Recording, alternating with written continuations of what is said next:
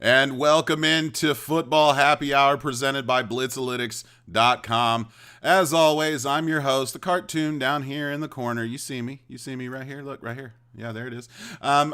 We're missing a guy. We're down one. It just wouldn't be week 2 of the NFL season if we didn't have somebody on the inactive list. So our good buddy Captain Jack won't be joining us today. He's got some family in. Got to spend that fam time. Fam first, right, fellas? And then I asked him, I said, bring your dad on. He says no. I think he's embarrassed of us, guys. So right over next to me, we've got Roy Countryman, Superman himself. You see it right there on the chest. How we doing tonight, Roy?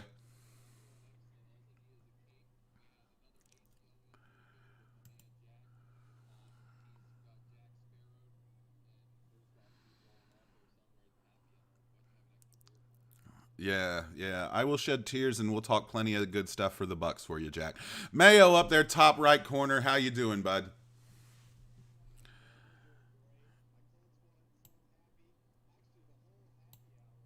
Is undefeated for week 2. All of our individual teams won, and the team of Happy Hour won. So It's a great good mood week. tonight. It's a good week when everybody's team gets the dubs. So always happy to start out that way.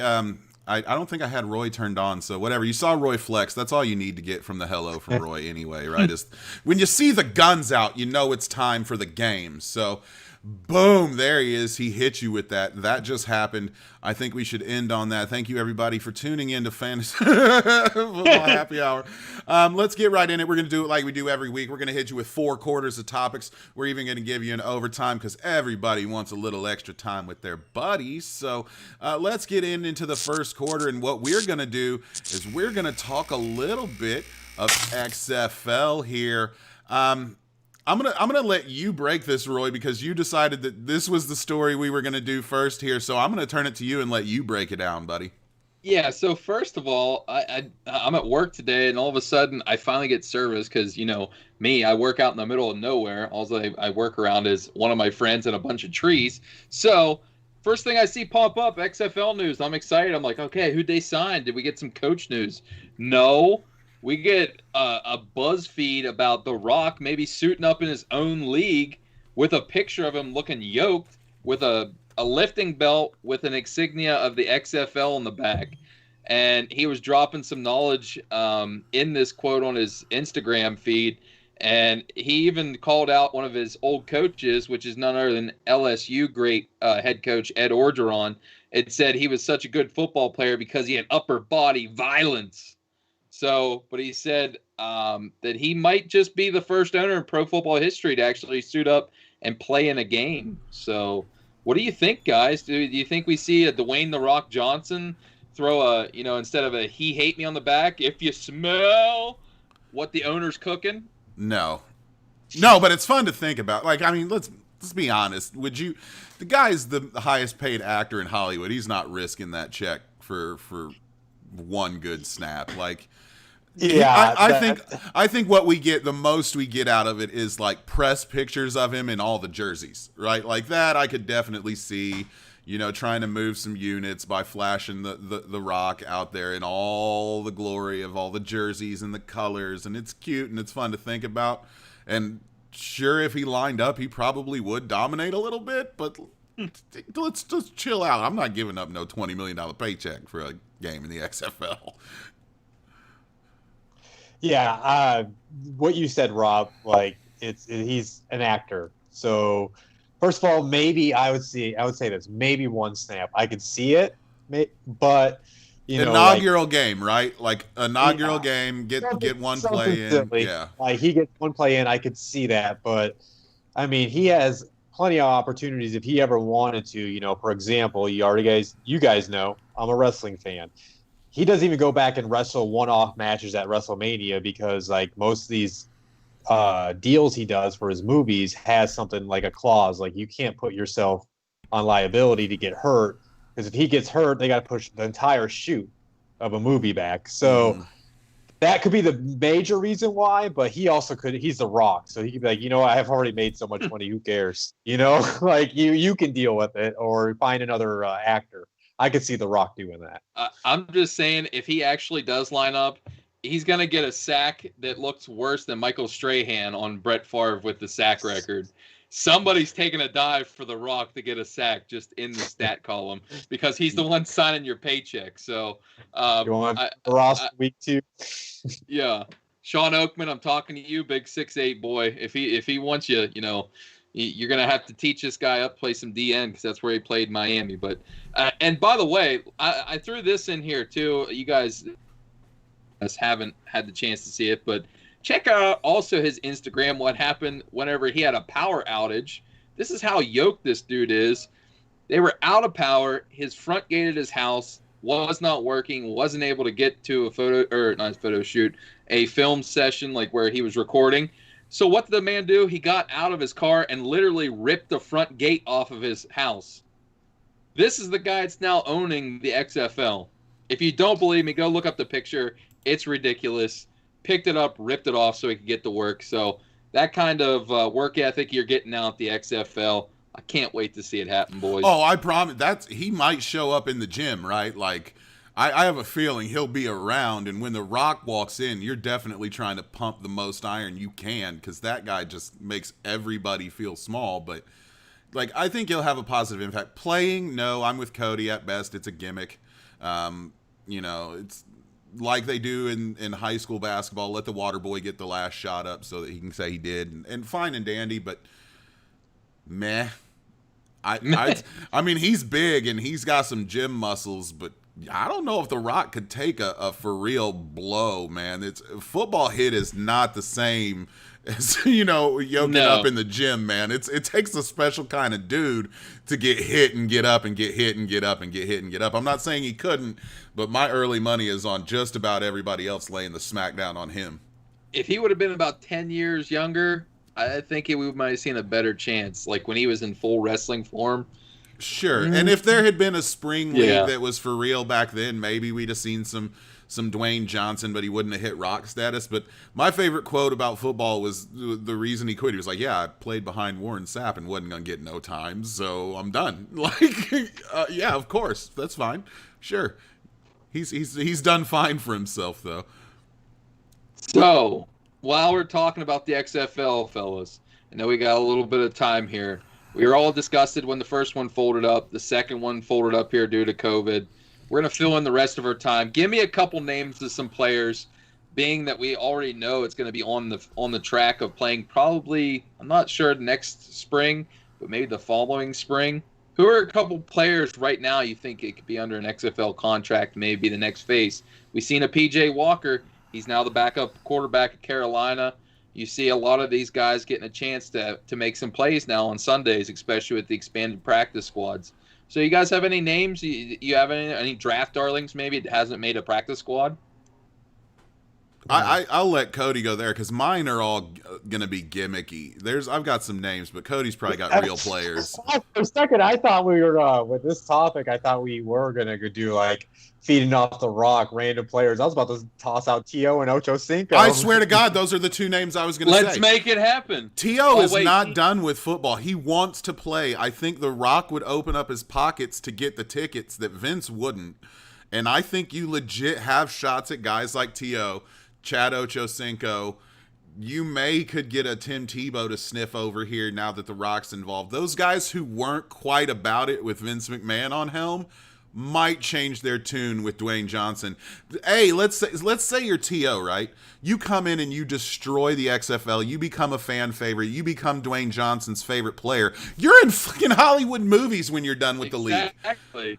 Like, exactly. It's opening up what you can do outside of football now because of the star power with Dwayne Johnson. I know you laughed, but those were the two names that came to mind immediately where I would love to see Chad and T.O. lined up in the XFL. Yeah, and that's what because at first I guess I misread the script. I was like, all right, we're going to talk about maybe older fun players like that. But I will say this to also kind of blend in real football. I heard this the other day. I thought he still was on Seattle's practice squad, but he's not. He's currently a free agent.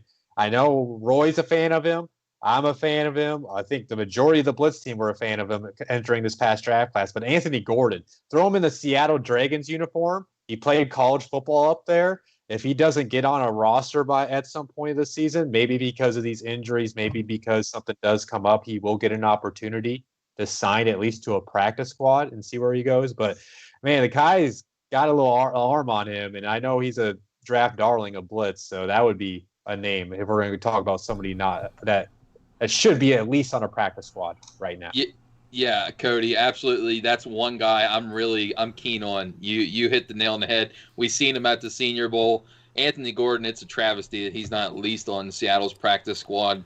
That guy could be the MVP and have a meteoric rise like PJ Walker. Not the same type of skill set, but pure passing skills. The dude had 9 touchdowns in a game. I know he's playing in the spread system at Washington State, but you're still going to make some throws. 9 touchdowns in a game against, I believe it was UCLA. Absolutely ridiculous. And Rob, to get back to your point, I'd love to see Terrell Owens. I don't care if it's a sideshow act.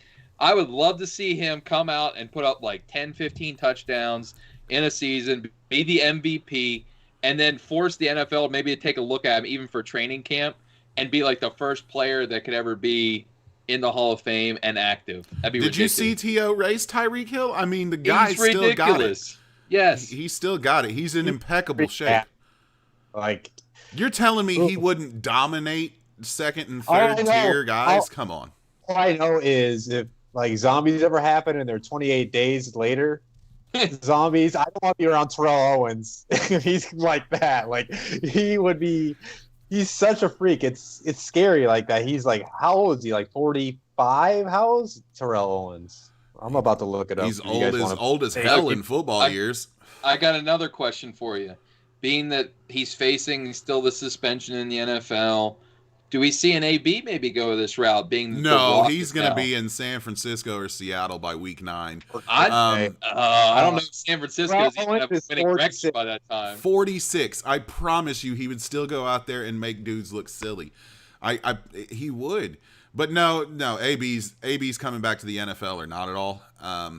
Or that crappy rap career, I guess he started. That was pretty horrible. That was trash. Him and Le'Veon Bell can rap. Dude, Le'Veon Bell was trash, but AB was worse. Martavis Bryant's a good one. There's a name. A guy still floating around the league, maybe a guy like a Ja'Kai Polite, however you say it, who just hasn't hit at all, has first-round talent, but never did it in the off-field stuff. I know.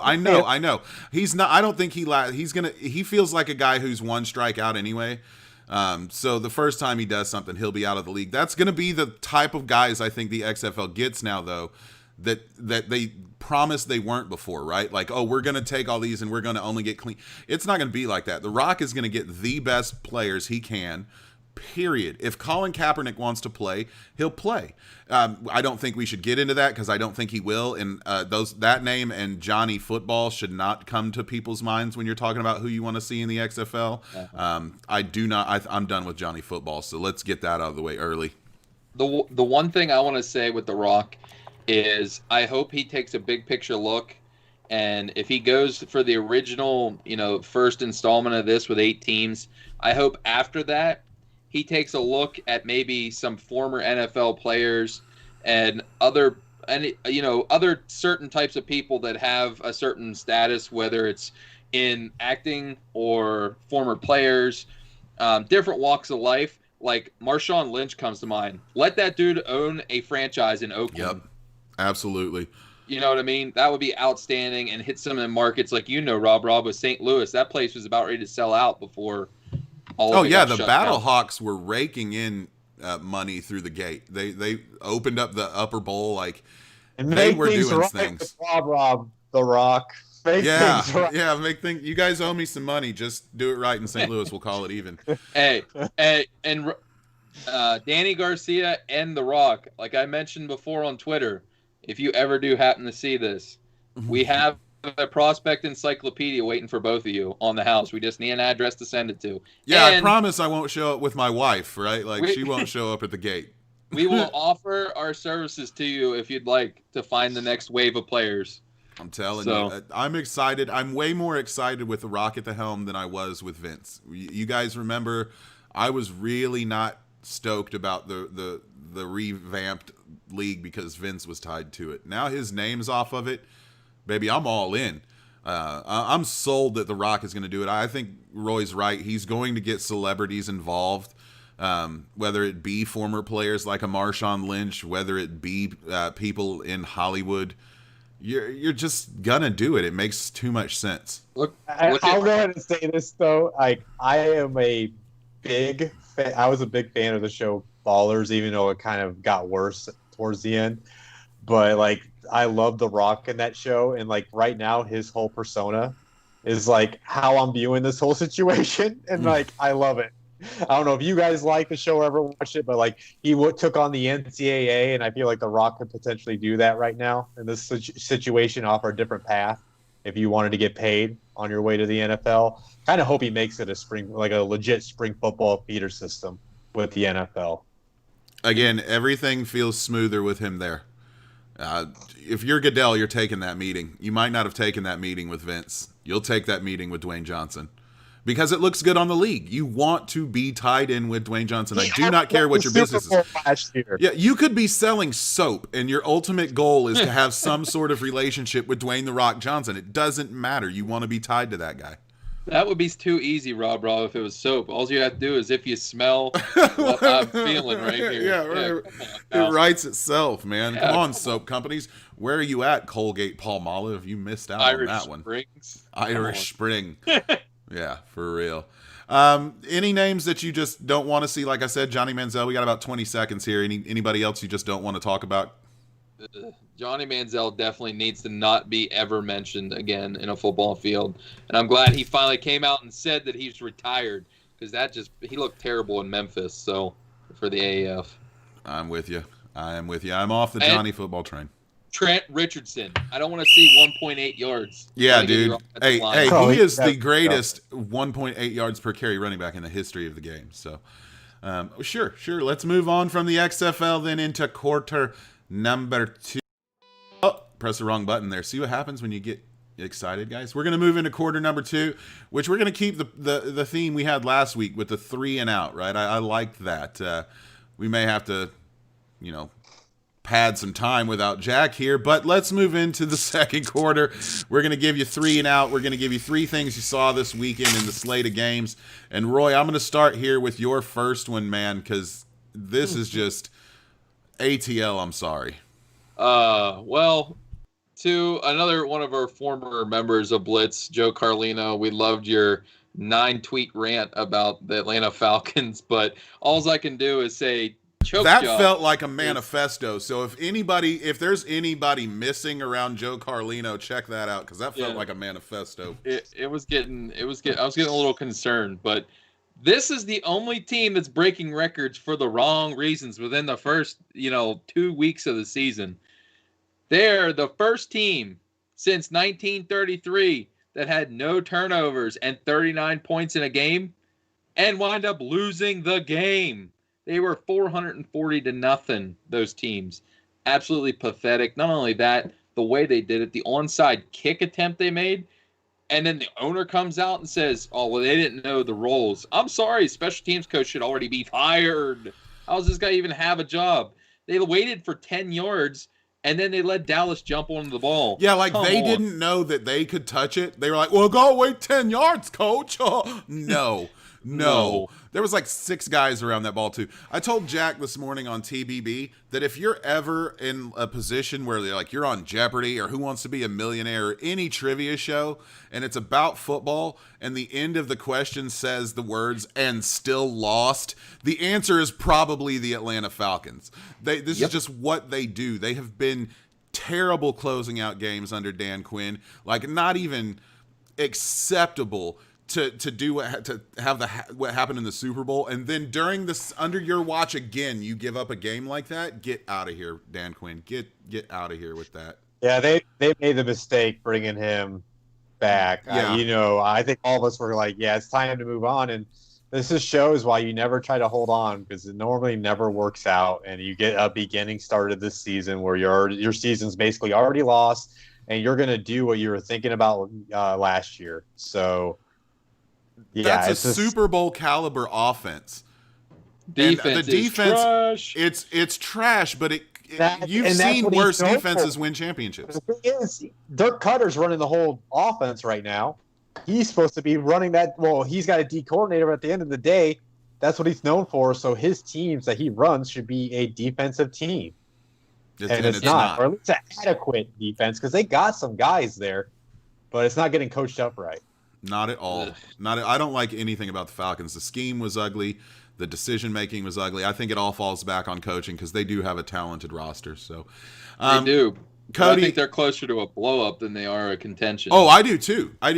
Dan Quinn's going to be long gone before they're contenders, Falcons fans. I'm sorry to tell you. Cody, I'm going to pivot to you and give me one thing that you learned this week. The Chargers roster is as good as I thought it was. Yeah, it Even is. without Derwin James, they took on the Super Bowl champs in Patty Mahomes. That defense was, for whatever reason, did they hold Patty in check? I mean, no, but they make him seem human, right? Like, right. The first half did not look like the Chiefs. It did not feel like a Chiefs game. Yeah, and they have a great set of cornerbacks. I mean, Jerry Tillery, Joey Bosa had a one great game. I mean, they have all the pieces on there, and it's just like, wow, what if they had Derwin James? But more of not just the defense of what they did is something we've been debating in Slack. I have not got around to TBB yet, so I'm sure Jack had his fair opinion on it. So I know Jack's missing tonight because this would have probably been taking majority of the quarter about what I'm about to say. But we got to see what that offense can be with a legit quarterback that has the arm to put it on every spot of the field. He dropped some in a bucket. There were some flashes where you're just like, yeah, okay. Yeah, that 3rd and 10 to Keenan Allen. Oh, beautiful ball. He took on a guy where he ran him over. A couple things too. He's the first NFL player in history with a rush and pass in the first half of their debut, and he was also something with Cam where he had 300 passing yards and a rushing touchdown in his first career game. I'm just saying the offense is completely different with him in there, and I get it. Tyrod's a good guy. He's a good leader. Maybe it's the safest thing to do, but you spent the number 6 overall pick on him for a reason. This was going to happen. No matter, you can't control when this is going to happen when you spend a top 10 pick on a quarterback. It's going to happen no matter what. It just had an unfortunate event to Tyrod where it's going to speed up the process. You might roll him out, but when it's in an inadequate offense, and you're in a shootout, you got to put the young kid out there. And one last thing I'll end this with. I saw the stat today. I think it was Mike Renner from PFF posted it. Tyrod Taylor's had 47 career starts. He's only had one 300-yard passing game. A kid that was going to be benched found out 5 to 10 seconds before the game. He's going to play his first game against the Kansas City Chiefs, these Super Bowl champs, and he went toe-to-toe with the best team in the league. So that says a lot to me. I had my doubts about Justin Herbert. Kind of left the Senior Bowl with some positive aspects of him, and he does have some things he needs to work on. But there's tons of potential. I'm seeing it. I'm falling for this kid right now. That's all I got to say. No, you're right, and you have to take those problems and run with them, right? My Rams wouldn't have a championship. We took that injury to Trent Green and we ran with it, baby, and we never looked back. So I recommend Chargers do the same here. I know you lost the game, but you were competitive with a Super Bowl champion, so not mad at what you guys did there. Let Herbert start, man. I'm on that train now. So, as far as what I learned, the NFC West is a monster.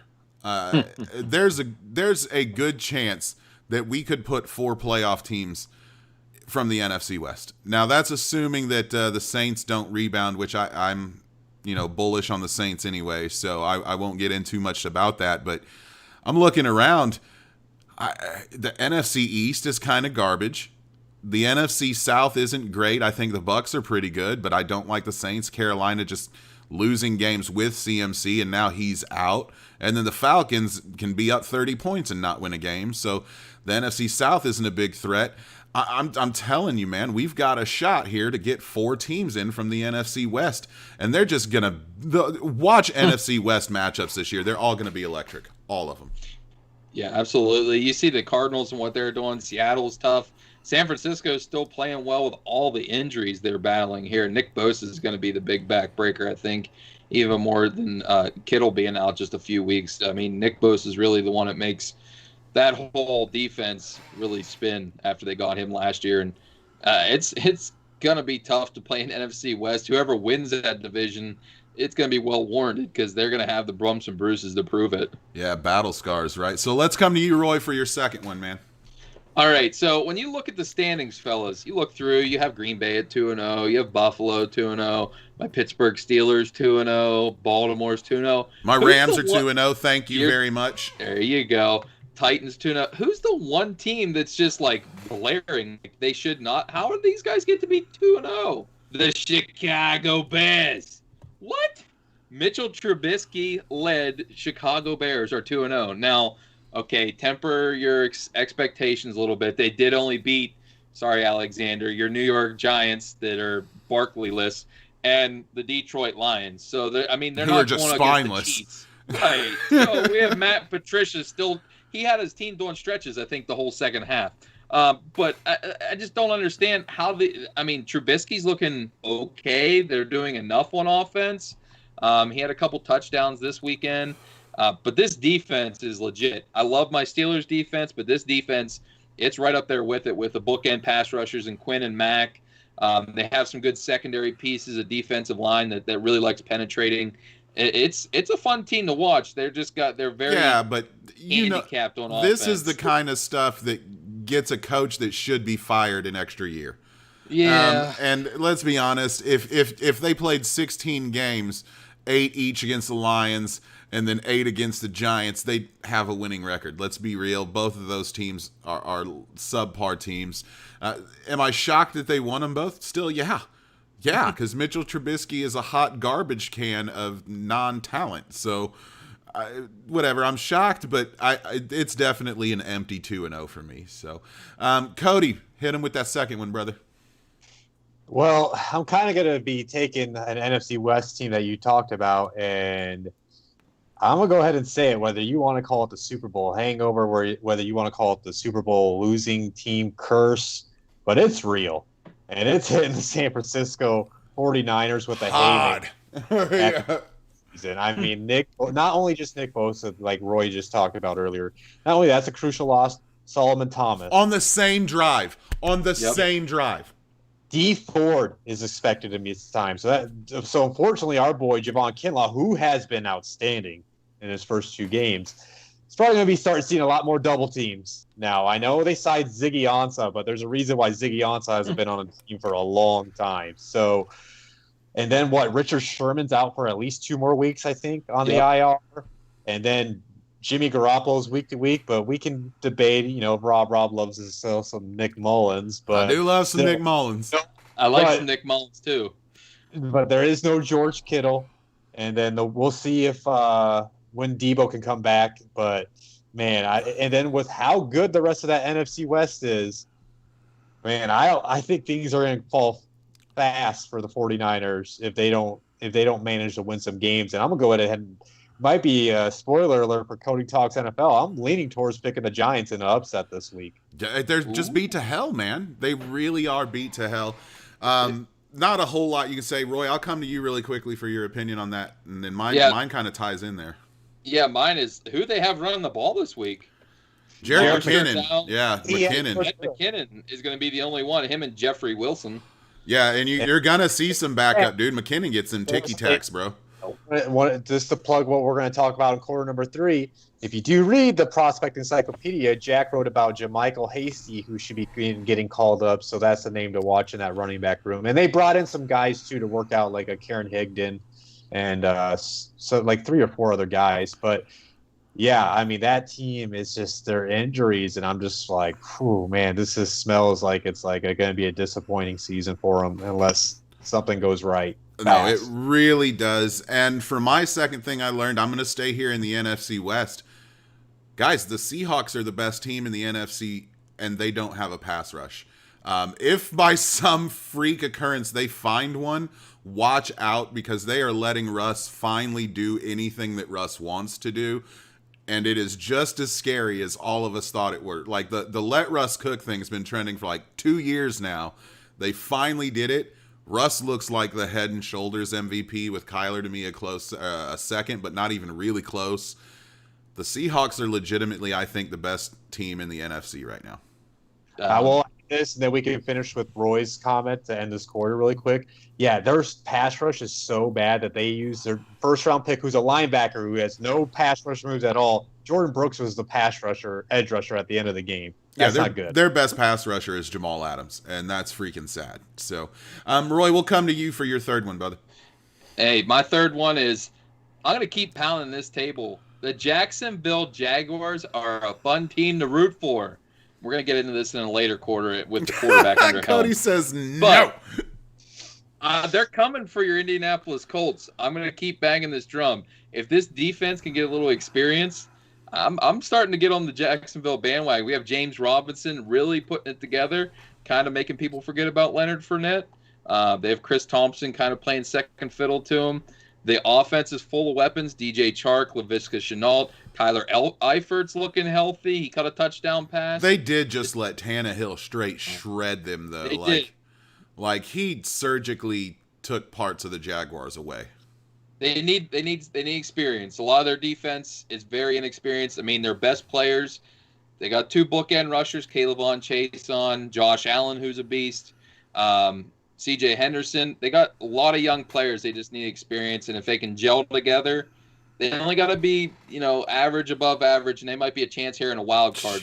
More than That's all anything. Cody cares about, is that they're above average, so Trevor Lawrence don't come to the division. That's all he cares about.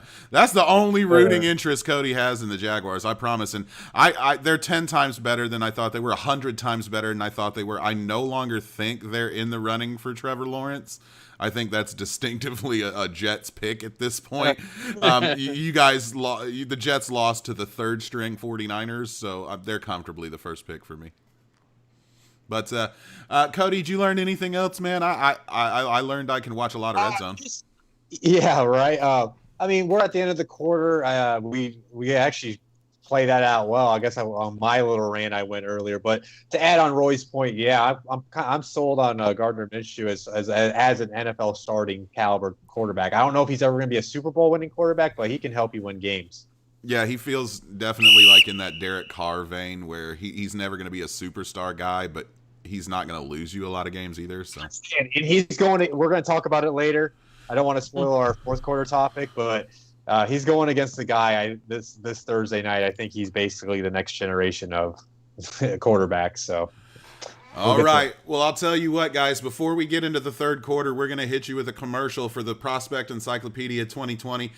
You guys have to get it, especially with all the injuries going down this week. That's going to be a trend that continues. This is going to be your best friend. Check out the commercial, and we will be right back with you for quarter number 3.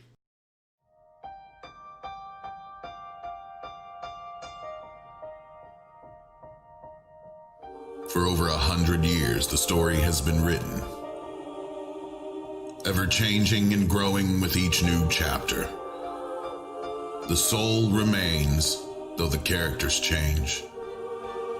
Bigger, faster, stronger, smarter. Ready or not, here I come. You can't hide. So too grows our fandom.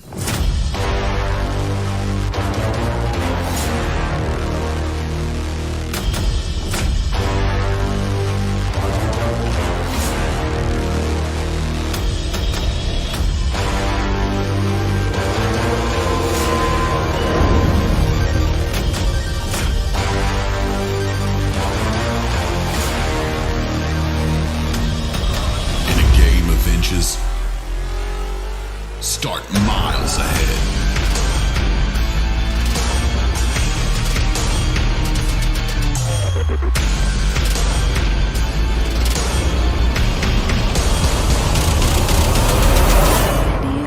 The 2020 Prospect Encyclopedia.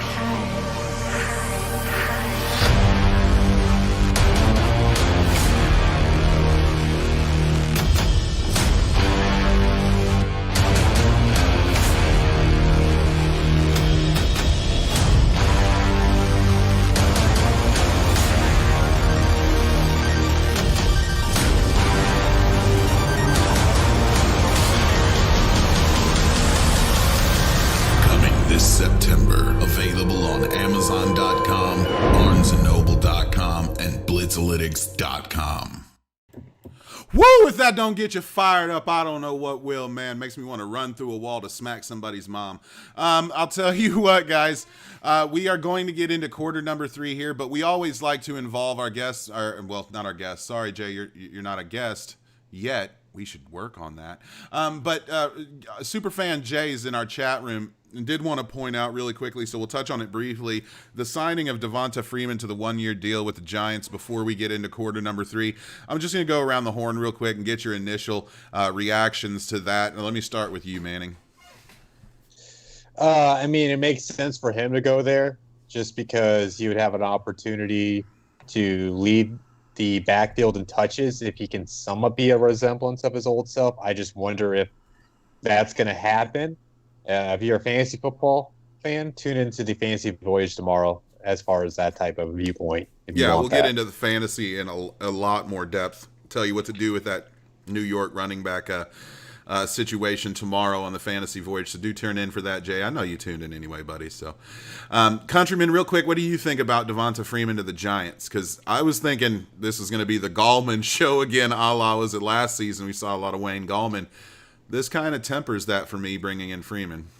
Yeah, I do like Gallman as a prospect. Not saying he's a feature back, but he deserves a shot.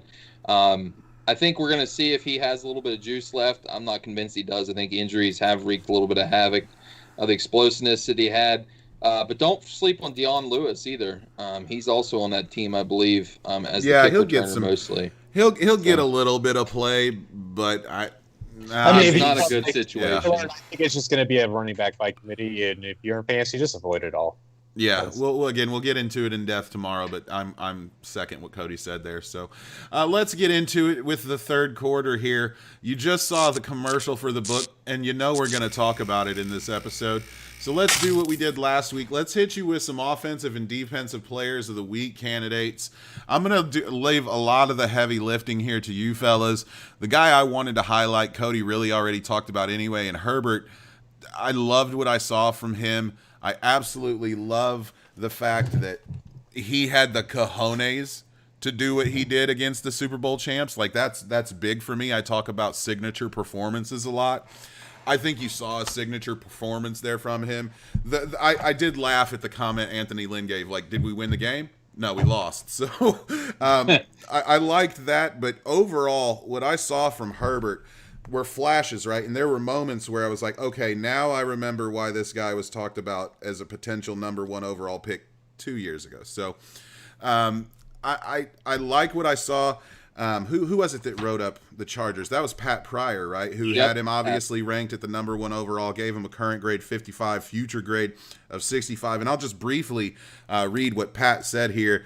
Says Herbert's been on the NFL's radar for some time now due to his perfect frame, speed, and cannon of an arm. So I fully agree with that. And somewhere John Elway salivates when this kid plays.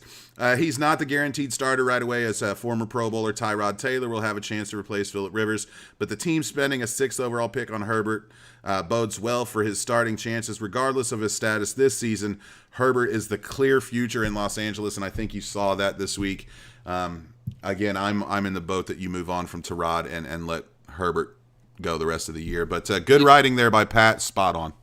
Yeah, you definitely see the flash, like you said, Rob. He was actually our 37th ranked player out of the top 90 of our overall list, and that was voted upon by everybody here, basically, that was writing up these teams. So he's held in high regard. He has a high stature amongst us all. It's just you really got to temper some expectations because his accuracy is what will keep him from being that next tier quarterback. The athleticism and the things he can do overshadow what Tyrod Taylor can do pure athletically wise. So that's why you're going to be taking him. He could have a Josh Allen type effect on a year 1 basis if you commit to him right out of the gate. Yeah, I think it's a classic. Tyrod has the higher floor, right? Like but his ceiling's limited, and Herbert's got that sky high ceiling. But boy, that floor could bottom out on you on any given moment. So, but again, he looked good with, like Cody said, like 10 seconds to know he was going to be a starter. So good job overall. Again, that's just who I wanted to highlight. I am going to let you guys do most of the heavy lifting. So Roy, your idea for the prospect encyclopedia, we start with you again this week, man. Okay, so my offensive player of the week is my number one ranked player for the Pittsburgh Steelers. We've seen the dynamic downfield presence this physical specimen can have with an 84-yard long touchdown pass from Big Ben. Not only that, the body control, he kept his foot in bounds from running outside and then still outran a DB for that long touchdown. He had a couple other catches. He caught all three of them on a day. But the ridiculous yards per catch, it was almost 30 yards per catch at 29.3. He's really starting to percolate a relationship with Big Ben. He's starting to trust him. It's all arrows pointing up for the rest of the season with Chase Claypool. It's just how many mouths he's got to feed. If he keeps making plays like that, they're not going to be able to keep him off the field. Mapletron looks good. And I'm not saying exactly in play style, but he reminds me of when we saw DK Metcalf come out, right? And it was like, oh, DK's good. DK's a freak. And then you see him play and you're like, holy crap, he's really good and he's a really super freak. Like, it's just something that once you see it unleashed, you can't go back from seeing it. And I talk a lot of crap about PFF grades because of stuff like this week with Sam Darnold as a top 10 quarterback and Russell Wilson not. So for what it's worth, Claypool was the highest rated rookie in week 1, according to PFF as well. So you're looking at a bunch of skill here with Claypool. It simply is what Roy said, mouths to feed, man. But I love what I've seen so far. And between him and Deontay Johnson, I'm going to ask you straight up real quick, Roy. Do you think Juju stays or leaves? I'm watching this receiving room, and I'm like, I might just have to let Juju walk. It's a very real possibility. I think they would have re-signed him. I think that's the whole reason we took Claypool, to be honest with you. I think they have that high of a regard for Johnson. They think he's going to be able to be featured more in the slot, being that's where Juju's place is. But I think a lot of it's going to come down to if Big Ben stays healthy. He's talked about not only this year, but maybe 2 or 3 more years. He might have a lot of push in wanting to keep Juju than maybe what you see behind the scenes. First world team problems, though, right? Like, oh, we're so loaded at wide receiver. Yeah. Oh, I don't know what to do with all these awesome players. Hey, you're one of those teams. Hey. Is what it is. Hateration. So, Cody, let me come to you for your offensive player you want to feature this week, brother. Yeah, even though my boy, I'll really quick shout out Jonathan Taylor, my number 2 prospect for the Colts. First Colt to go over 100 rushing yards since 2012. That's insane that we went that long. I didn't even realize that. I thought Marlon Mack had one of those games, but I guess it was just total scrimmage yards. But I didn't want to name him this week. I'm going to wait for a really true breakout performance by him. But I went to David's number 11 prospect for the Cowboys, Dalton Schultz. He filled in for Blake Jarwin, who I believe tore an ACL in week 1. Yep. And he had 9 receptions for 88 yards and a touchdown. And, David mentions in the book, he's known more for being a physical blocker. But for him to come in and be that receiving threat, and he mentions too, he's like he has an opportunity if Blake Jarwin can't secure to the role to take over and be within the offense. So shout out for that, and he looks like he's gonna probably be a week out type of tight end that's going to be featured. I mean, with that volume, right? 9 receptions, like the 88 yards and 1 touchdown, you see that, right? Like you see that off of guys with 1 or 2 grabs, and it's a flash in the pan.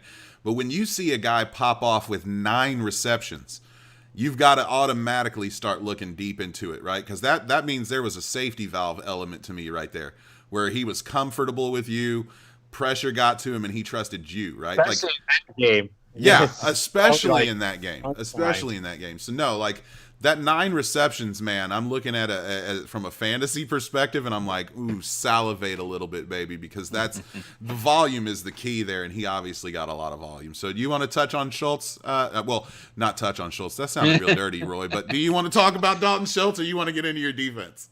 I can actually remember watching Dalton Schultz when I watched some other guys like Colby Parkinson, and Parkinson was always the guy that got more cred, but Schultz was the guy that did all the dirty work and never got the rep for it. So I'm glad to see it's finally panning out. He can play all over the formation, so that's another reason why he's going to get a lot more snaps, maybe some of them other players.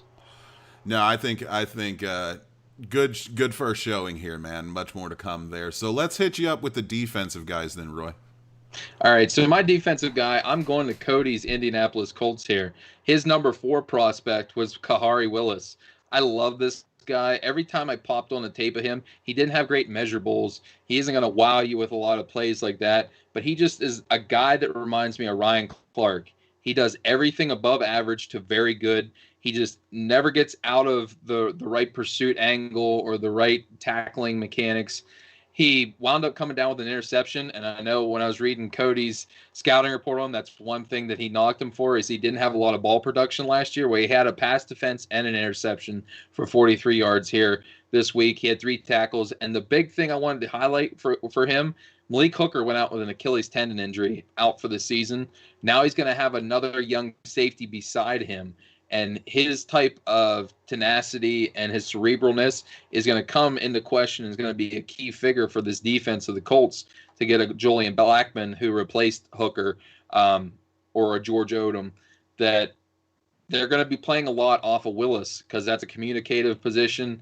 He's a really quality player. I can't wait to see the way he's going to evolve the rest of the season. Absolutely, and I know Cody's heart beats with a flutter anytime somebody other than him talks about a Colt. So, go ahead, Cody. Well, just to add on that, Julian Blackman, who he mentioned, he is the number 10 prospect for the Colts in the book, and he actually impressed me in his limited action. He came in on a 2-minute offense type of situation after Hooker got hurt, and I want to say it's the first or second play of that drive. Kirk Cousins hits Irv Smith right in a stream, and he comes up and blows up Irv Smith and makes him drop the ball.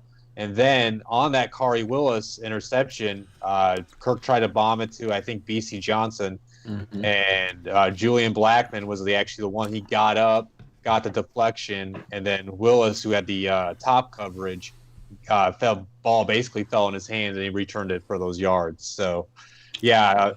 Two guys I'm excited to see play, and then like you mentioned too, if Julian can't pick up things fast, because I'm surprised he's even playing right now because he tore his ACL in the Pac-12 championship game. But George Oldham, I believe I remember right, he's my number 12 or 13 prospect. So they got guys to fill in for Hooker, and that's why you should probably buy the book so you can learn about these type of players. Like I said, man, this season of soft tissue and ACL injuries, you're going to need it. So, hit him with your defensive standout of the week from the book, Cody. Oh, you knew this was coming, yeah. Yeah. Well, first of all, I didn't know this was coming until last night. I was kind of disappointed. I must have missed this on Red Zone when I was watching the Colts game, because I finally got to the Jags game and the Titans game last night after the Monday night game got over. And it's my boy, Christian Fulton. You guys know I've been talking about him for the last couple seasons as a draft prospect. I've ranked him, my number 2 overall cornerback behind Jeff Okudah on our top 5 series. And the Titans need him right now. Adoree Jackson's on the IR. Malcolm Butler, he hasn't really been much since he left the Patriots. So they need a true cornerback that can be a playmaker. And he got his first interception in that game. He returned it for 44 yards, had a pass deflection and a solo tackle. I know he had multiple tackles against the Broncos when he got thrusted into action. So far he's got a solid start to his career. So as a Colt fan, it sucks because when he got drafted there, I'm like, oh, of course they get the one cornerback I was really wanting possible. But I'm excited to see his growth as a prospect as the year progresses. Yeah, absolutely. And anybody else you guys want to feature? I mean, we could talk some Joe Burrow, who 63 attempts or something? Was it 61 or 63? I know it was 63. 63, which would tie Cam Newton. Okay, 61 for Burrow. So that's what it was. It was 61 for Burrow this game. It's 63 total for Cam Newton through 2 games.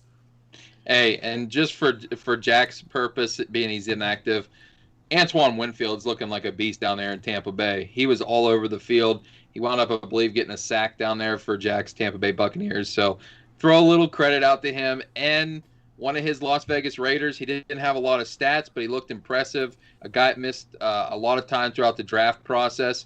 Brian Edwards, the South Carolina product, the wide receiver. He wound up getting the start at the X position because Tyrell Williams, who got a contract that he didn't really deserve. But he's starting now. Henry Ruggs in that offense. There's a couple players there you definitely want to be watching as the season goes on. Abrams too, who is launching himself around the field. Scary moment last night, but outside of that, he was absolute. This guy is just a freaking missile. I got a few to mention. One is that the Gabriel Davis, he was my number 10 prospect for the Bills, and he made one hell of an acrobatic catch. And the Bills are running more 4 wide receiver sets. I actually was watching that game. He actually got a carry in a wildcat situation. So I'm interested to see him as a 4th guy behind the weapons that they have. And they didn't even have Dawson Knox this week.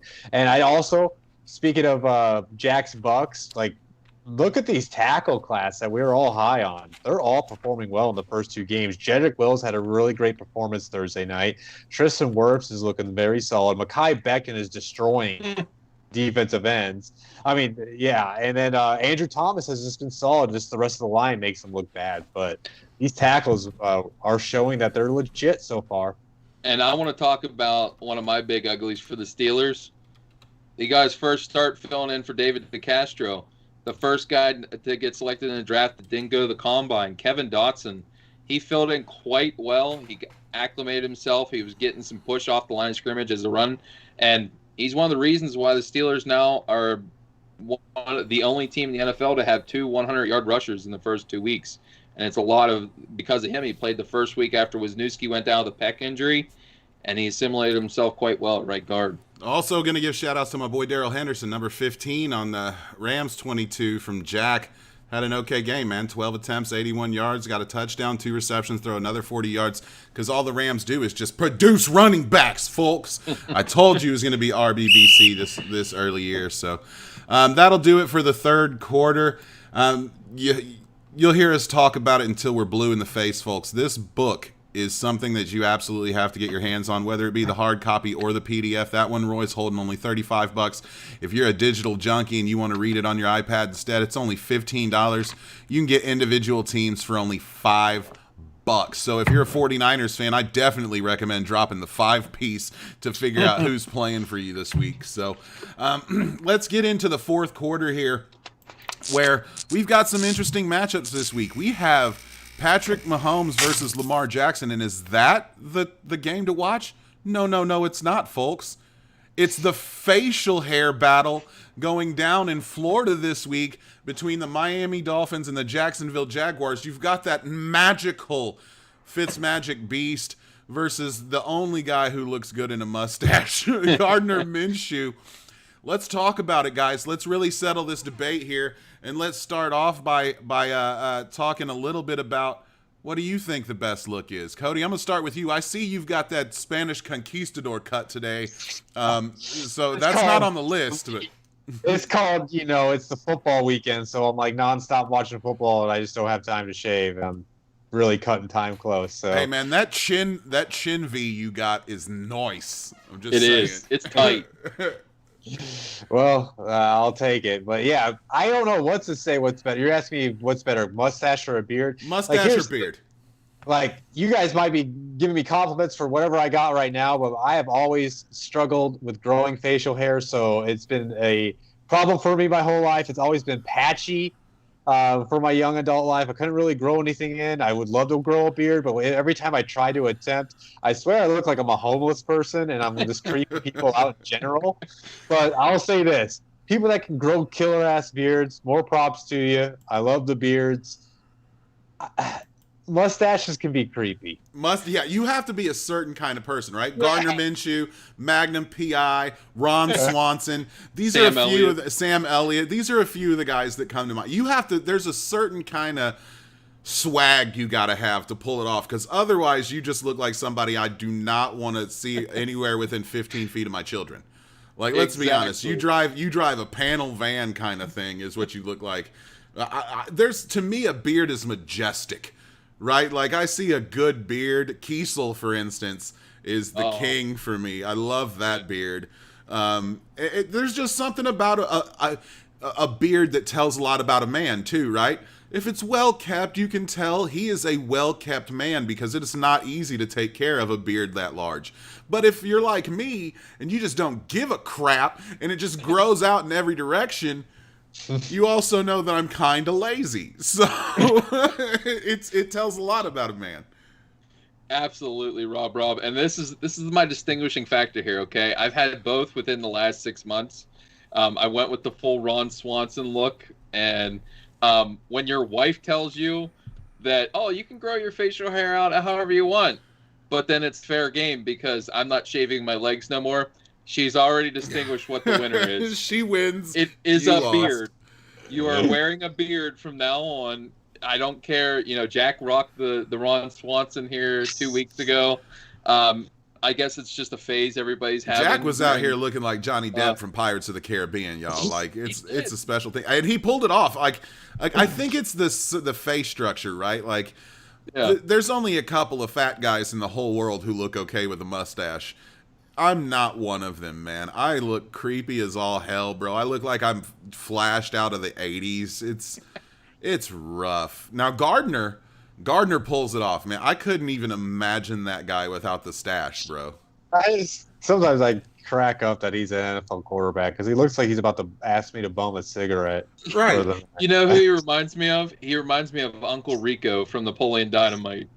Like, he's that guy that's going to be like, give me a football. I'm going to throw it over this mountain. Matthew McConaughey, you got a joint, man? It'd be cooler if you did. Like, that's exactly what I hear when Gardner Minshew talks, man. But I will say this. Like, I clowned on him for that Bud Light commercial because it was like, okay, Gardner Minshew, you're going to win fantasy weeks. And he kind of has. So, like... I made a pickup last week, and in a league on my streaming quarterbacks, I've already picked him up for this week. So yeah, I'm sold on him. And man, tell a story really quick. Like, when he had a really good game against Stanford, and I watched that live, and I was like, man, I think he's got what it takes. And we did the draft process. I was like, oh, he's just a good backup that can fill in if he needs to. And then like he was fun last year. Then I had my doubts, and then. Enter this year, I've been saying, though, like, I think he's good enough where he can be like Ryan Fitzpatrick, where he's going to win you games. I just don't know if he's going to win you a Super Bowl. But, man, he was making some beautiful throws against the Colts and against the Titans. And, man, they can build it around him. They can possibly succeed because he's got that moxie to him. But I'm interested to see. He feels like the guy who kind of needs, like, if he's got a stout defense, right? Like, that team kind of scares me. Because the defense can keep the score low, and Gardner's always going to keep you in it. Like, he's not a Patty Mahomes. He's not a piss him off and watch the world burn guy. He just loves playing football. He's got a lot of Brett Favre in him, right? Like, he feels like the guy, I'll launch a touchdown, and then I'll run 60 yards of celebration. He reminds me, skill set-wise, of Andy Dalton. Andy Dalton led a lot of great teams in the 2005 to 2012, 15 area. They were always in playoff contention. That's Gardner Minshew. He's not going to be the reason you win a Super Bowl, but you have outstanding weapons around him. He's there. And he's not going to be the reason you lose it either. He makes smart decisions with the ball. No, it'll be the guys around him, and it'll be injuries and whatnot. But I love just his whole build is awesome. His fun-loving style it's good for not only us talking about him, and like him and Ryan Fitzpatrick having playful banter back and forth about the facial hair game this week. It's fun for the game because it's getting your mind off of everything else that's going on right now. No, absolutely, dude. It's always nice to have a reprieve from the seriousness. And it feels like Fitzmagic has given that to us over the last 2-3 seasons. It always feels like he's involved in the fun side of the game. I love Ryan Fitzpatrick. I loved him when he was a backup with the Rams. Loved him when he was in Buffalo, Tampa. I have a lot of respect for Fitzpatrick, man.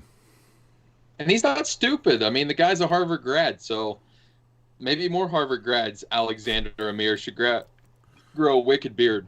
Yeah, dude, I'd love to. Can Alex even grow a beard? I don't know, but we should make it happen. Maybe if he starts now. If he starts now, he'll have one in 4 years. Like Alex is a baby face. He ain't growing no beard. Chia Pet stuff to put on it. Maybe you can get some grass growing. Let's talk about some of our other favorite facial hairs throughout the years in the NFL. And we already talked about Kiesel, legendary status. Anybody else come to mind for you guys? It's rough, right? Right. Every once in a while, the Big Q has rocked the handlebars. And Big Q looks scary with the handlebars and the face paint, like the Randall McDaniel face paint. Yeah, I wouldn't want to see that guy on the opposite side of the line from me, man. How about Nick Mangold? Nick Mangold's a good one. He used to have the blonde beard that was always down. Yeah, it looked like heaven. Like he looked like God's bouncer. You know what I mean? Like that's exactly what he looked like to me, was God's bouncer. So I don't know. I think Gardner's kind of the upper echelon now he's the king of NFL facial hair. Like he is. That's what he's best at. I always like Ed Reed with his salt and pepper when he got older. Yeah, because it gave you a little bit of hope. Like, oh, I see that gray in the beard. I might catch him. You never caught Ed slipping, bro. It never, dude. I'm pretty sure Ed would lay a lick on somebody right now. Yeah, Ed Reed could hit somebody in their sleep. How about Jack Santa, dude? Jack Santa had one too. So. Yeah. Cole Beasley, yeah. Cole Beasley. I like how we talked about the 3 rappers from the NFL today in the show. We've nailed down AB, Lev Bell, and Cole. And of the 3, Cole is definitely the coldest rapper. I'm putting that out there for you guys, dude. Rap battle, Cole Beasley takes down Lev Bell and AB easily. So we kind of jumped off the rails with this quarter here, man. Well, Eric Weddle. Weddle's a good one. Weddle is a good one. The Andrew Luck neckbeard. Oh yeah, but I used to make fun of that, and then I went to Indy in February, and it was like, okay, I get it. So it was freezing. That was a good time, though. I wish Cody was there for that, man. I really wish Cody would have been there. It was the first time I got to go to Indy. Left all my jackets at home in Missouri. Got sick. It was beautiful. It was absolutely beautiful. Snot running down to my knees. Yeah. Yep. Walk into the combine in the middle of all that freezing. Yeah, it was insanely fun. So thank God I had my beard. I was happy for that night. Very true. Very true. Let's take it past football then, man. Who are some iconic facial hairs out of that? Like, I know for me, like, I'm old, so like Raleigh Fingers and MLB. You guys remember the Raleigh Fingers curled mustache? Makes him look like he's from like 1920. Beat you up with both fists like a Irishman. Oh, yeah, man. Raleigh Fingers was a bad dude. Bad dude indeed. Trying to think on the fly here. I just think about it. Like Hollywood doesn't like a lot of bearded men. What are you guys thinking? Beards clearly make you sexier. It's just known fact. Yeah, Brett Kiesel, the one that keeps popping. Yeah, I think Kiesel wins. Kiesel, we need you on the show, man. Come through. Let's get you on. Let's quit the bull. Let's get you on, buddy. You want to talk about another guy that's crazy, though? Do you guys watch baseball? The old Giants guy, their closer, Brian Wilson. Yes. That guy had like a straight black beard. I mean, he was like a black beard. He looked like a pirate for real. I make fun of Jack, but that dude straight up did look like a pirate. James we Harden. got 4.5 minutes here, guys. We can talk about anything we want. You want to talk about Odell being into Odell stuff, or has that run its course yet? Oh, let's put this out there since we don't have it timed anywhere else in the show. I want to give a special congratulations out to Roy Countryman, who got a couple of big things happen to him this week. He made the local paper, so he's a local celebrity there. I saw it. It made me cry. I was so proud of you, Roy. And then got a handwritten note on private stationery from our boy Charles Robinson. Who gets that? Charles Davidson. I said Robinson because I'm looking at my own name, guys. Jesus Christ. Charles Davis. I saw Jack open that and my heart melted. It was like, that's so 1970, but so awesome. So kudos to you, countryman.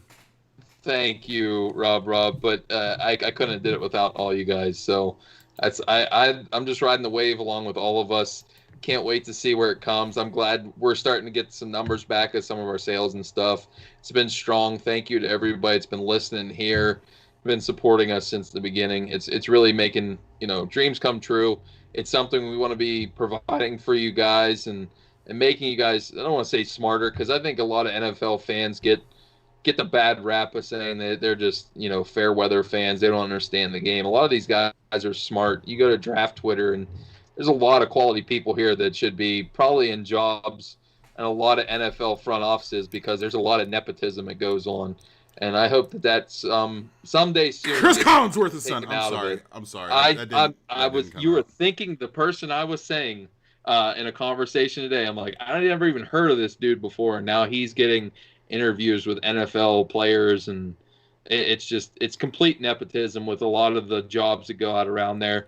And I'm convinced, and I mean, I could take this as a challenge at The Rock. If you're hearing, you give Blitzalytics one franchise, we'll be your XFL champ in year one. You damn right, baby. You damn right. So, again, we're just killing time this quarter, man. This was just a fun quarter for us. So I'm going to go around the horn. Here's a question I got. Go ahead. For There you. we go. All right. Top 5 leaders in passing yards. I'm going to leave out one name. I want you guys to guess who it is. Uh-oh. Josh Allen. Josh Allen's number 1 with 729. Matt Ryan, 723 at number 2. Dak Prescott is at 716. Now at number 5 is Russell Wilson at 610. There's a name at number 4 with 636. Who is it? Mitchell Trubisky. Nope. Jesus. Joe Burrow. Nope. Who's been losing a lot? He's in the NFC. NFC. Jameis wins. I mean, Jameis. we didn't say Jared interception, Goff. right?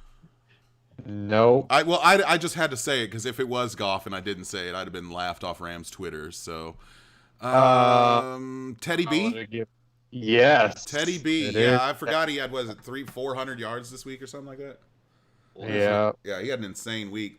I didn't see that coming from Teddy B, but I don't think they're better off with Teddy B than they would be with Cam, just being honest with you guys. So, whatever. I'm not sure what Carolina's doing or what Matt Rule's doing the last couple weeks. Let's just not give the ball to Christian McCaffrey on 4th downs and shit. Like, I don't get it, but whatever. Now you don't have that option, Matt. So see what happens? See what happens when you take the things you have for granted, Matt Rule? They get hurt and they're out for 6 weeks, and you're going to lose all 6 games because you're trash without C-Mac. Carolina just can't have nice things. They can't. Can't have nice things. But hey, maybe they're tanking for Trevor Lawrence. They want to bring him straight from Carolina to Carolina here. There we go. Just want to let you know, I'm not sure what this. I just pulled up our chat and YouTube, and Eric Wilson said, "Rob, that's why you get invited to all the cookouts." I will come to any cookout for Eric Wilson. That's my boy. Let's set it up, dude. Let's do this. A Blitzalytics Sports Arena barbecue. I'm down. I'm in. I'm so down, dude. Get some ribs, brats, some beers, some ribs. Yeah. That sounds Hell good. yeah. Meet us down in Mobile, Eric. We'll do it up right, baby. So that's gonna wrap up the quarter here. We're just gonna let the clock run out like it's victory formation. Let's jump back into it, and again, we're just gonna keep it light here with overtime. Let's talk about who has the best and worst fans in the NFL. And the overtime thing is messing up here. So we're just it's gonna say 4th quarter, but we're gonna count it overtime because I freaking want to, guys. So let's go ahead and start that up. Best and worst fans. I'm gonna start, and I'm gonna say it's the New England Patriots. For years, it has sort of been up there with me. There's a couple other teams that I'm sure you guys will cover. Patriots fans are the ultimate worst. A, most of you guys aren't old enough to remember what the Patriots were pre-Brady. B, as soon as Brady was gone, you guys, we don't know what we're going to do. We've only been good for 20 years. Shut up. I'm tired of hearing it. You got lucky. You lucked into Cam. You got the greatest coach in NFL history, and all you do is freaking whine. All you do is whine. I am so sick of it. I'll be so glad if and when this Patriots thing is done. I would give anything for a 4-12 season from the Patriots, just to watch and to drown myself in the tears of Patriots fans. Amen. Keep preaching that effort there, Rob. Cannot stand New England Patriot fans. Because like you said, most of them are bandwagoners because of Tom Brady while they were there. And I'm sorry, have you guys ever won a championship that hasn't been in question? I don't think so. You always have an argument for one of the reasons, where it's Spygate, Deflategate. I don't even know what most of them are getting questioned for, but we have a question about every one of them, and you guys will argue till you're blue in your face, and yet you still got punished for all of them. Yeah, it's the Patriots. They're jerks. Fucking massholes. That's what they are. A bunch of massholes. They don't remember pre-Drew Bledsoe. They don't know what it was like. They don't know what that time was like with the old... You remember the old logo, right, Roy? The old Yes. logo. They never That's won the games with best that old logo. That's Best the best logo, worst team ever. Mayo, Yeah. I know you hate the New England Patriots. It's got to go back to the old Peyton v. Tom times where it was just screw the Patriots, right? Yeah. I mean, I haven't really met their fans or dealt with them. I don't go to Boston, and that's where they all live. So I'm gonna go ahead and say I don't know how to answer this. Just from my experience since we've been covering and being an analyst, I put my power rankings out. Rob already knows that I've experienced my fair share of the Lions Nation. I didn't even know they had fans. Let's be honest. I felt the wrath of the Raider Nation today on my power rankings. I'm just going to go ahead and say, just every fan base has these homers that think if you just win a game or go 2-0, you're the best team ever. Just, hey, don't. It's week 2. Calm down. That's all I got to say is Homer fans kind of just kill me sometimes, because when your team's losing, it's the refs. Yes. Your team's winning, it's not the refs. If a call, that's, it's just.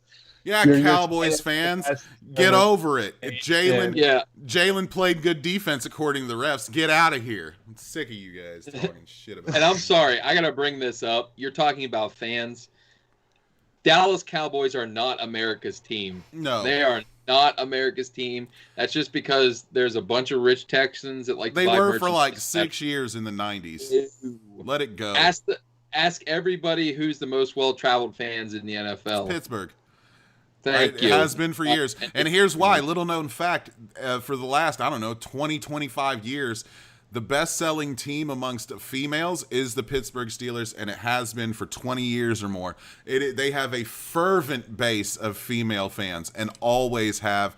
It's not even close between another team. So you stack that with all the dude fans that Pittsburgh has, and they really are America's team. Like, I hate to be over here patting Roy on the back for this, but if it was between the two, it's the Steelers, guys. They were good for more than just 90 through 97. Like, get out of here. Like, come on. Yeah, and then everybody likes making the argument that New England is America's team. No, that's America's cheating team that we can go through. And we can go ahead and put that on a T-shirt maybe at blitzlytics.com. But for me, it's the people that are opposite in PA. Philadelphia is trash. I'm sorry. They booed Santa Claus. Are terrible. They would boo Rocky if he fell down the steps somehow. These guys would boo anybody. Their fake fans booed Carson Wentz. That was entertaining. I loved that. That was such a Philly thing to do. I know it was an accident, but that was about the Philliest thing you could have done in that game, is have the fake crowd boo your starting quarterback. Oh, man. Again, booed Santa. They throw batteries and snowballs. Like, not only are they the worst, they're also the most violent fans for no reason, right? Like, I've seen some things between Raiders and Chargers fans back in the day, but Eagles fans don't even require a reason to get violent. They're just like, let's do this. I'm ready to go. So, I'm with you. I think I've grown my hatred just for Homer fans, because I used to work for the Tampa Bay Buccaneers on the business side. I'd work on game days. We were more in a customer service role. We had basically on our back of our shirts, we had like a thing that would say, how may I help you? Well, you can imagine. I started there. My first season was Jameis Winston's rookie year. And my first experience was when Marcus Mariota came down to Tampa Bay, season opener, threw 4 touchdowns, and they beat up on the Bucs. You know how many times throughout my year, especially at that game, people are, you picked the wrong quarterback. You picked the wrong quarterback. Yeah. Oh, well, what are you? Hey, how can you help me? Well, you can get a better kicker out there. You know how many times I like, and me, I'll come back with like something sarcastic, like, yeah, I'm gonna go put my pads on for you boys. I'll just say something like that. But and it just I have to deal with it every game. It's just, dude, funny off story. If I'm going reflecting on that job, is my first year, and that was the first game too, the Titans and the Bucks. I'm standing out there with my first game. How I may help you? And with these NFL games, you guys may know you have to bring clear bags in because of the clear bag policy. And some lady's husband had to walk all the way back to the car, and she walks up to me, and goes, "You own this stadium, don't you?" And I'm like, I wish, lady. I wouldn't be here standing here talking to you. Oh, yeah. my God. And she vented to me about it. I'm like, man, I'm like, are you people crazy? Like, so I have always had like that feeling. And but yeah, I think Homer fans especially are ridiculous. Of any team, right? Even of my own team. Like, I love the Rams, but I see some stuff on Twitter that just absolutely baffles me. Like the last year, for example, Rams were 9-7, and they're like, "Oh, I guess we gotta fire McVay. I guess we'll fire McVay now." Get out of here! What are you guys talking about? Coming from a Colts fan, you guys already know how great our drafts have been. Quentin Nelson and Darius Thunder, first two pair of rookies as all pros their rookie season, and when things have gotten bad, because Andrew Luck retired out of nowhere. We had people asking for Chris Ballard to be fired. It's like, are you insane? Yeah. And there's only like 26 other teams that would hire that cat immediately. Immediately. I don't know who it is, Dan Davich or whatever, that Indiana guy that always makes stupid statements. I don't follow him. Sometimes he appears on my timeline because I follow back Colts fans occasionally. And like, he crazed for the day for Ryan Grigson to be. He thinks Ryan Grigson should still be the GM and was better than Chris Ballard because of records, even though it was Andrew Luck carrying a terrible roster to that record.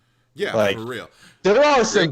Wasn't it under Grigson's clock where he was like, "It's hard to pay people when I'm paying my quarterback"? Like, yeah, get out of here. Grigson was the reason why Luck retired because he had no offensive line. Exactly. It was that. Bandwagon fans are the absolute worst. There's just a certain section. I don't know what the percentage is. We might have to have like an analytics crew run it one day, but like I swear, there's like a 15% of fan bases are this way, and that's just how they are. It really is. And we've only got a few minutes, so let's talk about good ones. I don't want to rag on everybody because again, there's good and bad in all fan bases. So when I say they're a terrible fan base, there's great fans on for every team. There really are people who are legitimately dedicated, legitimately have an opinion that is reality about their team and can have some opinion in reality about that team. So who are some of your favorite fan bases, guys and gals who really you think get it? Like what comes to mind for me, Packers fans in general, I think are fairly educated in the game's history. It feels like every Packer fan I've ever talked to at least knows the history of the Green Bay Packers, right? Like, it's not just like instant gratification. Oh, it's only this year. They really know it. They know the game inside and out. I don't know that I've ever met a Packers fan I didn't like. Yeah, Packers fans they're pretty even keeled. I mean, they'll be like, this team is absolute garbage right now. I don't know why, but we're garbage. Like, they'll be real with you about it. So. Yeah, but to me, and this is a statement I always live by, even though I'm a Steelers fan, Cleveland Brown fans. I mean, if you're talking about a fan base that's went through more than anything else, they literally had a team get up and leave and go to Baltimore. Didn't even have a team for a while. Dude, like these a late-night booty call. That chick just left in the middle of the night before breakfast, and they still stayed around. They are the truest of true fans. You can tell they pack the stadium at all of their rivals almost as well as the Steelers, in the AFC North. I mean, they travel quite well. They are fanatical. They know the ins and outs. Like, they're well-read people. I love the Cleveland Brown fans. Plus, minus the Baker truthers. I will say this. Right. Historically, the Browns have had great fans, right? But there's a certain sect of Browns Nation right now who are just Baker truthers who annoy the shit out of me. who, no matter the reality that sets in, like last year, sure, there were high expectations, but you could see flaws, right? You could see that offensive line was going to be terrible. And how dare you try to tell a Baker truther that he's going to have some issues because his offensive line is terrible? Like, that specific sect of Brown Nations, I can't mess with. But the rest of them, like you said, if you can be a fan after all that crap, dude, kudos to you. Yeah, I'll say this. I was going to pick the Browns because I was talking about my experience working earlier. They're like one of the fan bases that are like actually nice when they come to the stadium. Like, for example, Eagles were always rough to deal with in that role. The Eagle fans, they have actually the record for most arrests at Raymond James Stadium. Giants fans are the worst people ever to deal with in that role, by the way.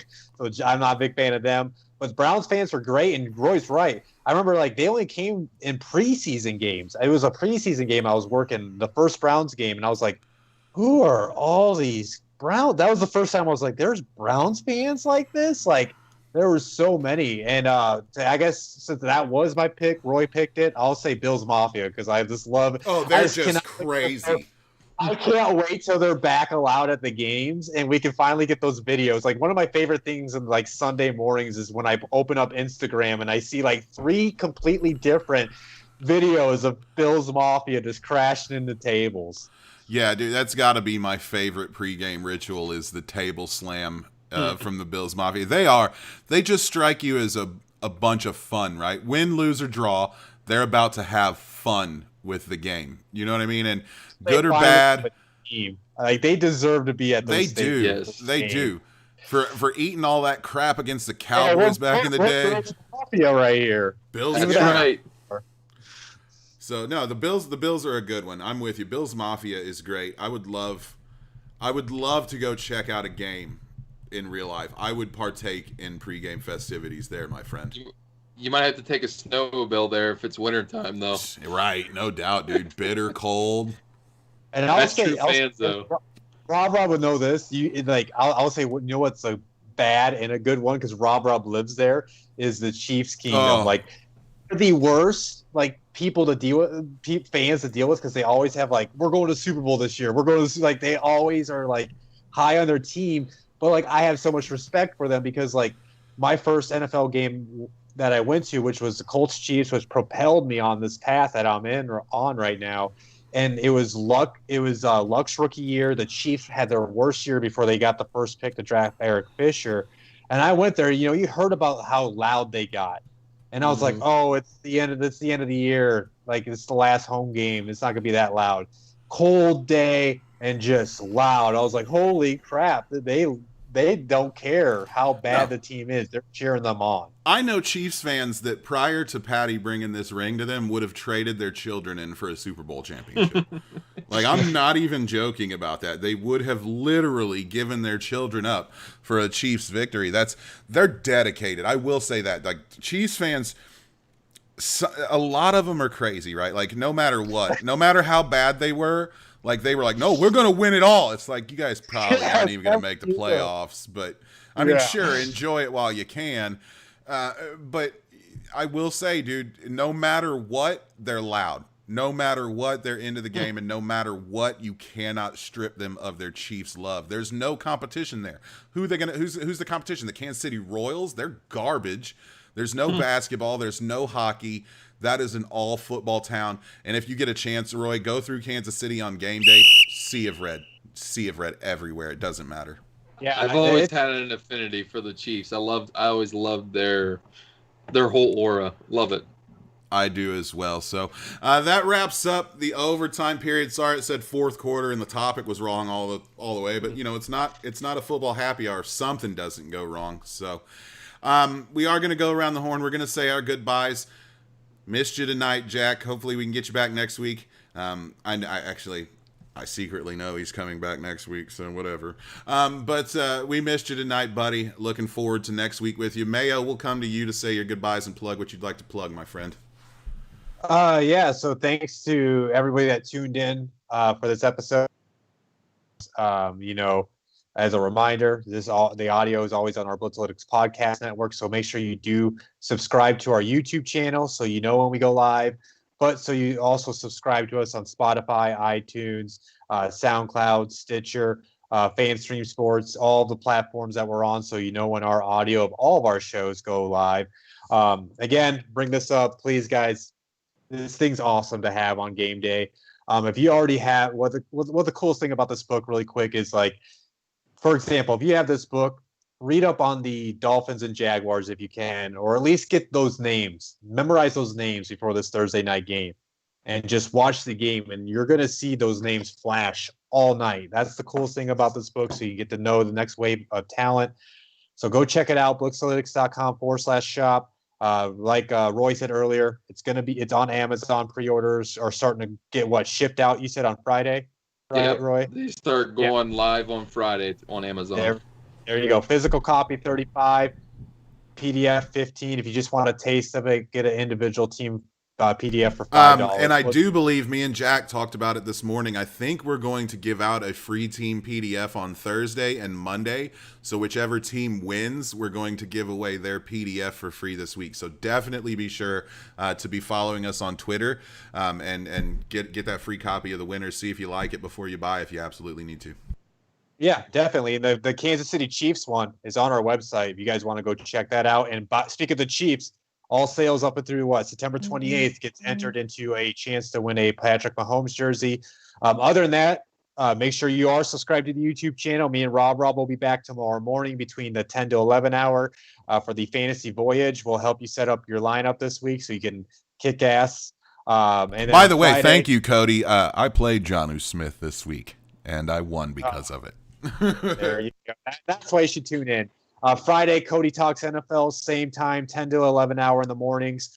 And I'll be talking about all 32 teams. This week, I will be talking about that. I'll make my apology on that episode. And then other than that, guys, just, make sure you follow us on Facebook, Twitter, and feel free to reach out at Cody Talks NFL on Twitter if you have any questions or if you just want to talk football. Absolutely, or if you just want to yell at him, Cody's always good for that, Lions fans. Countryman, your turn, sir. All right, guys. It was a pleasure talking to you this evening. I always enjoy happy hour with my boys here. Cody said everything you need. I'm just going to show you again. Get the hard copy. It's worth the $35. Plus, you get the full PDF, so you can take it with you wherever you go. Cody hit the nail on the head. You learn all the next wave of players. It's amazing. Charles Davis loves this. If you don't like Madden, the guy announcing Madden, I mean, he likes this book. Why would you not want it? Jim Nagy likes this book. There's a host of players: Russ Landy, Shane Hallam, Chris Meaney, all kinds of guys gave us great reviews. Marcus Grant, Mike Tanier, great guys did forwards inside. You know their work. They're reputable guys. Go get your copy. I'm urging you here this evening. Also, Steelers video series going live Saturday mornings. It should be around the Eastern time. I'll be going live with the Steel City Sermon here on our YouTube page. I'm also going to be giving away a free Steelers team PDF week or the following week, depending on how many people get back to me on @Steel City Sermon. We do have our own Twitter page. Just go ahead and subscribe to our YouTube channel. That's all I ask. And then shoot me a message with your Twitter name. And guys, I really appreciate you. And as always, stay humble, be a blessing. Absolutely. And of course, we want to wish a speedy recovery to everyone that got hurt this week. A rash of injuries in the NFL. So best of luck to all you gentlemen. Hopefully you recover quickly, and this is just a speed bump along the road to success for you guys. So I'm not going to say a whole lot. You heard the guys talk about the book. It's sitting there over my shoulder, bada bing, bada boom, right there. Go ahead and get your copy. They've already said everything I need to say, so if you want to follow me, you can follow me on Twitter @RobRobGraphics. You can follow our boy, you see it up there, Jack Bourgeois, @JackBourgeois on Twitter. That's JackBoosHWA. It has been a pleasure to serve you this fine evening here, and this has been Football Happy Hour presented by Blitzalytics.com. We look forward to talking to you next week.